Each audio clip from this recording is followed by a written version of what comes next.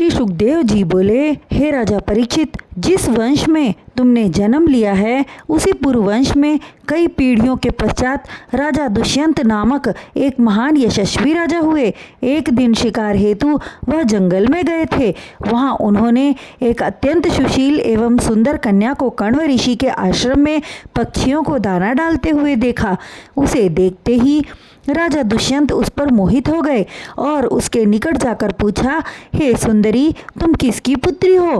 राजा दुष्यंत को देखकर वह संकोच भाव से नजरों को झुकाकर बोली, हे राजन, मैं ऋषि विश्वामित्र और स्वर्ग की अप्सरा मेनका के संयोग से उत्पन्न हुई हूँ। कण्व ऋषि ने मेरा पालन पोषण किया है। मेरा नाम शकुंतला है। ऋषि कन्या ने दुष्यंत जी का आदर सत्कार किया। वह भी राजा दुष्यंत पर मुग्ध हो गई। उसी समय राजा दुष्यंत ने शकुंतला से गंधर्व विवाह कर संभोग किया। तत्पश्चात वे अपने राजमहल लौट गए।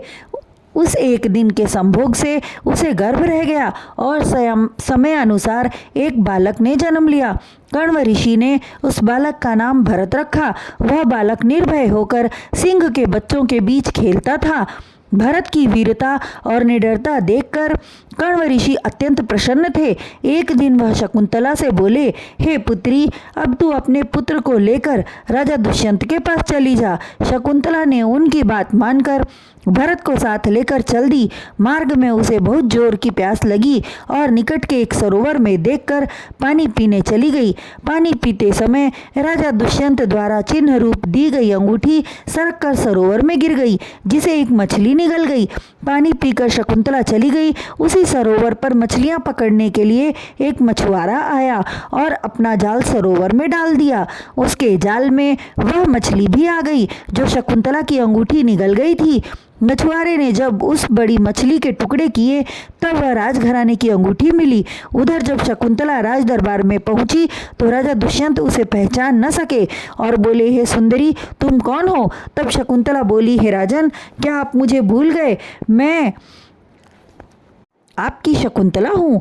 किंतु राजा दुष्यंत को फिर भी याद न आया। तब राजा परीक्षित ने श्री सुखदेव जी से पूछा, हे महात्मन, राजा दुष्यंत जी शकुंतला को क्यों भूल गए?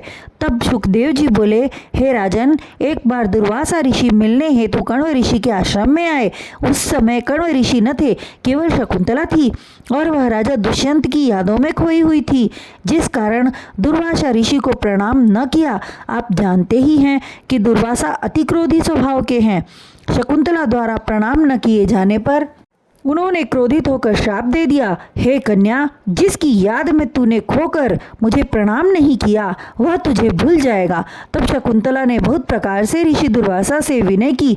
तब वे शांत होकर बोले, मेरा शाप मिथ्या न होगा। हाँ, यह हो सकता है कि उचित समय पर उसे भूली हुई बात याद आ जाएगी और वह तुझे स्वीकार कर लेगा।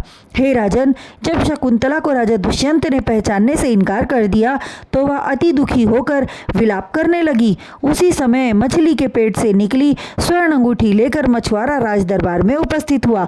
अंगूठी देखते ही राजा दुष्यंत को भूली हुई शकुंतला की याद आ गई।